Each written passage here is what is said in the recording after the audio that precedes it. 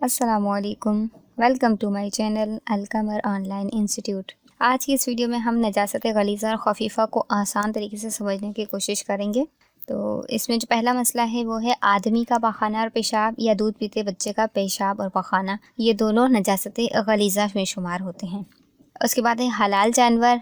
तो हलाल जानवर का जो पखाना है जैसे कि गोबर या मेंगनी वगैरह जो होती है तो वो गलीज़ा में शुमार होगी, जबकि हलाल जानवर का जो पेशाब है वो नजासत खफीफ़ा में शुमार होगा।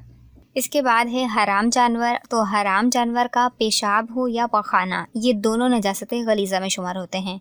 हलाल जानवर का सिर्फ पेशाब जो है वो खफीफ़ा में शुमार होता है, पखाना गलीज़ा होता है, लेकिन हराम में दोनों चीज़ें गलीज़ा ही होंगी। फिर है घोड़े की लीद, नजासत गलीज़ा है, जबकि घोड़े का पेशाब नजासत खफीफ़ा है। जैसे कि हलाल जानवर का पखाना गलीज़ा था और उसका पेशाब खफीफ़ा था, तो ये भी उसी की तरह है। फिर है हलाल परिंदे की बीट। अगर परिंदा ऊंचा ना उड़ता हो जैसे मुर्गी वगैरह, तो उसकी नजासत गलीज़ा कहलाएगी, उसकी बीट। ठीक है।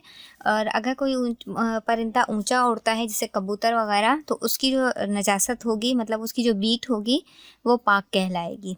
इसके बाद है हराम परिंदे की बीट। हराम परिंदा चाहे शिकारी हो चाहे शिकारी ना हो, दोनों सूरतों में इसकी नजासत खफीफ़ा कहलाएगी, मतलब इसकी बीट नजासत खफीफ़ा में शुमार होगी। और फिर जानवर का बहता खून। अगर जानवर खुश्की वाला है तो खुश्की के हर जानवर का बहता खून नजासत गलीज़ा में शुमार होता है, और अगर वो जानवर पानी का है तो फिर वो पाक कहलाएगा, उसकी जो मतलब उसका जो खून होगा वो पाक कहलाएगा। चलें, तब तक के लिए अब मुझे दीजिए इजाज़त। अल्लाह निगहबान।